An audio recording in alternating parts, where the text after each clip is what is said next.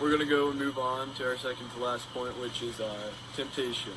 That's one thing that, of course, everybody struggles. Whether you're 3 years old all the way up to 90, is that we've all got temptations. Yeah, like for instance, so what's some stuff that we like some temptations we struggle with? Say if you're a guy, you're gonna struggle with lust, right? And I'm not a girl, let me think. If you're a girl, you might I don't really think this one through. Well, here's one.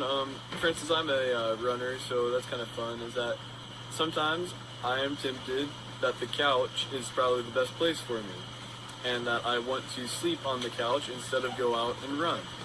Correct? Correct. So yeah, I mean, like, it's the same thing. Is that we've all got temptations in our life, and we all got to learn to overcome those temptations. It's a daily battle. Okay. Let's turn to Matthew 4. So we're still going. We don't know. We actually didn't plan out how long this was going to be totally. So if you gotta go, we understand. Yeah. Do stuff. Go, man. I mean, probably. Oh, he's low battery. It's okay. Never mind. Good. Anyways, Matthew 4. Okay, Matthew 4. This is, by the way, Jesus being tempted. Jesus. Okay, right before this, Jesus went and got baptized, and then he went out into the wilderness. And this is freaking awesome. This is crazy. Okay, I'm just going to read it. The temptation of Jesus. Then Jesus was led up by the Spirit into the wilderness to be tempted by the devil. After he had fasted 40 days and 40 nights, he was hungry. So he's starving. You know, he's been in the wilderness for a long time. He's starving. Then the tempter approached him. Satan approached him and said, "If you are the Son of God, tell these stones to become bread." But he answered, "It is written," Jesus answered, "Man must not live on bread alone, but on every word that comes from the mouth of God." So Satan's going up to him, "Hey, you know, if you're hungry, why don't you just turn these stones into bread?" And God's like, or Jesus just totally throws that away. He's like, "Man must not live on bread alone, but on every word that comes from the mouth of God." Then the devil took him to the holy city. I had him stand on the pinnacle of the temple and said to him, so Satan, like, he brings him to a high place over the city, right? And he says, "If you are the Son of God, throw yourself down, for it is written." And then Satan actually quotes scripture here. He says, "He will give his angels orders concerning you, and they will support you with their hands, so that you will not strike your foot against a stone." This is the one where he offers him the whole thing, is it? Oh, never mind. Okay. And then Jesus told him, "It is also written, do not test the Lord your God." Then again, the devil took him to a very high mountain and showed him all the kingdoms of the world in their splendor. And he said to him, "I will give you all these things if you will fall down and worship me." So he's saying, Jesus, if you kneel before me and if you worship me, then I will stop opposing you. I'll give you everything. You can rule over everything. And then Jesus told him, "Go away, Satan, for it is written, worship the Lord your God and serve only him." And then the devil left him, and immediately angels came and began to serve him. Jesus was tempted the harshest way of all time. And he never gave in, right? And Jesus was human, just like us. Where are we at here? So, something to take away from this is weakness is not an excuse, right? So, like, if you're Josiah, he jogs a lot. He's in cross country, pretty good at it, and he's tempted to sit on the couch, right? And because he's feeling tired, you know, I just ran a whole bunch. I've been running every day this week, so I'm tired. I don't, you know, he's gonna be tempted to sit on the couch and just. I'm not gonna go out and run today. Weakness is not an excuse, and that's kind of an extreme black and white version of that. But say, like I said earlier with reading your Bible, you've had a long day, you're super tired. Weakness is not an excuse. Jesus didn't give in when he was super weak, beyond weak. Like, this guy was literally, he didn't eat for 40 days. I mean, it's literally close to death. I mean, yeah. Body starts shutting down after 3 weeks without food. He's going 6 weeks without food, and he still is able to resist eating the bread that he could have made. And it's just amazing how he can just continue to do this. But something that's cool also about this is that it shows that God, like us, was tempted.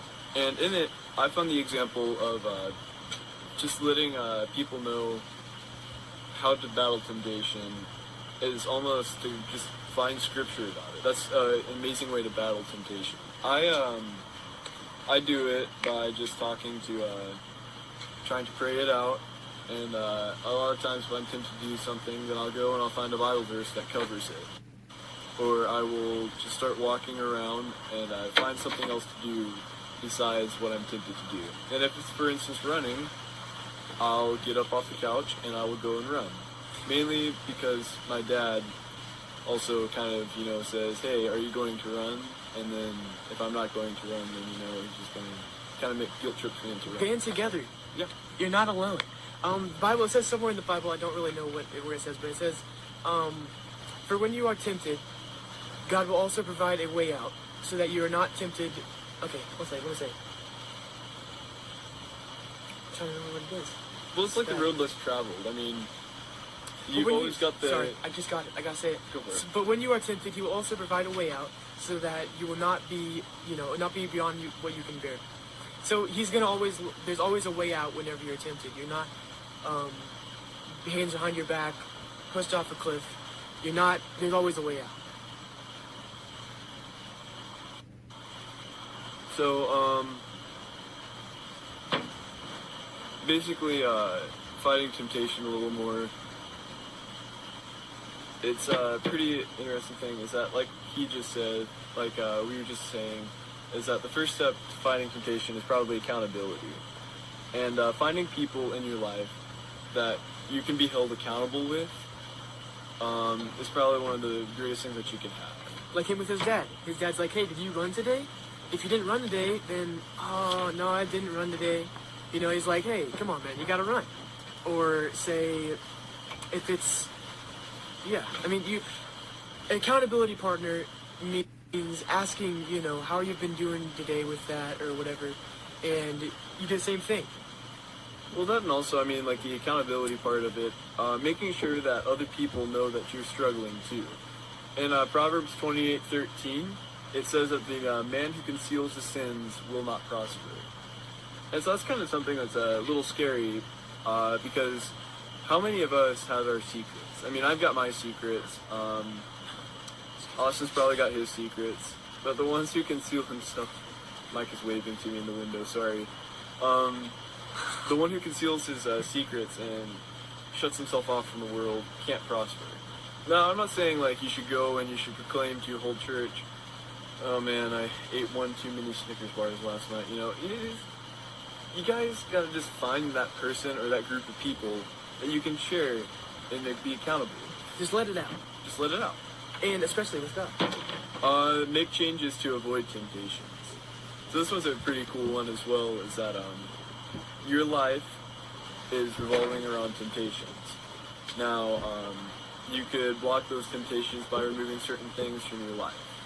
Like, for an example, this might be extreme, but say Josiah is tempted to sit on the couch, right? So he gets rid of the couch. I'm not getting rid of my couch. Now that, but like you know what I mean, right? Like, say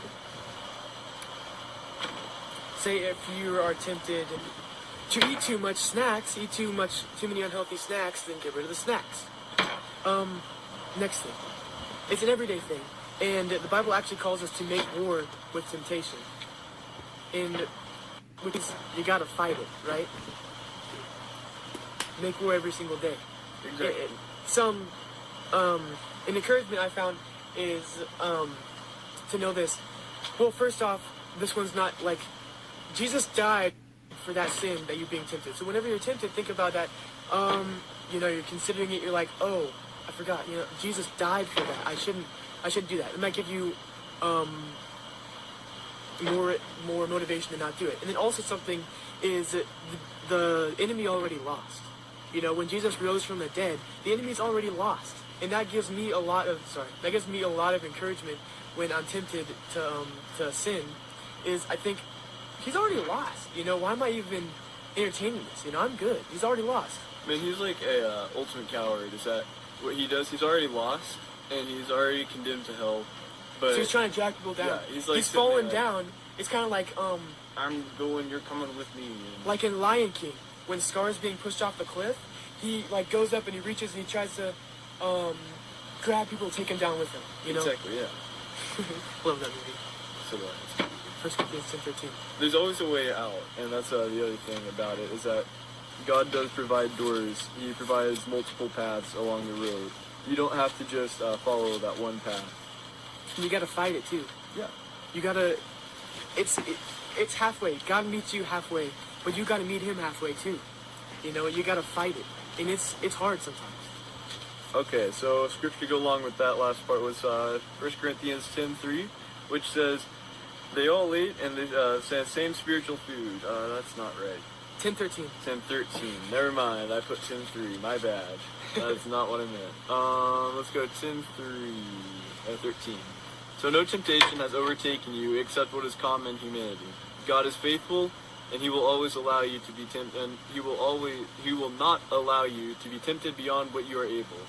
But with the temptation, He will also provide a way of escape, so that you are able to bear it. That is what I was trying to quote earlier. Yeah. So there's always a way out, and don't ever think that there's not. Next point.